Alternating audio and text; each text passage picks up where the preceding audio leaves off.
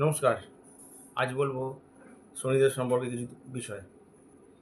শনিদেবের দেহকান্তি ইন্দ্রনীল মণির মতো। এনার মাথায় স্বর্ণমুকুট, গলায় মালা এবং শরীরে নীল বর্ণের বস্ত্র সুশোভিত। শকুন এনার বাহন, হাতে আছে ধনুক, বাণ, ত্রিশূল। শনিদেব ভগবান সূর্য এবং ছায়াদেবীর পুত্র। একে ক্রূর গ্রহ মনে করা হয়। এনার দৃষ্টিতে যে ক্রূরতা আছে তা এনার স্ত্রীর অভিশাপেরই ফল।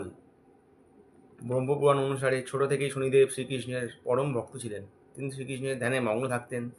আর তার বিবাহ হয় চিত্ররথের মেয়ের সাথে।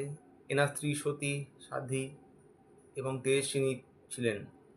একদা তার স্ত্রী পুত্র লাভের আশায় শনিদেবের সম্মুখে উপস্থিত হন, কিন্তু শনিদেব শ্রীকৃষ্ণর ধ্যানে এতটাই মগ্ন ছিলেন যে বাইরের জগতের কোনো কিছু বিষয় সম্পর্কে তারা কোনো জ্ঞানই ছিল না।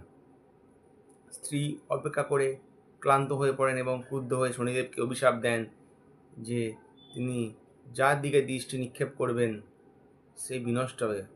ধ্যানভঙ্গ হওয়ার পর শনিদেব স্ত্রীকে শান্ত করার চেষ্টা করেন, কিন্তু স্ত্রীর নিজ ভুলের অনুশোচনা হয়।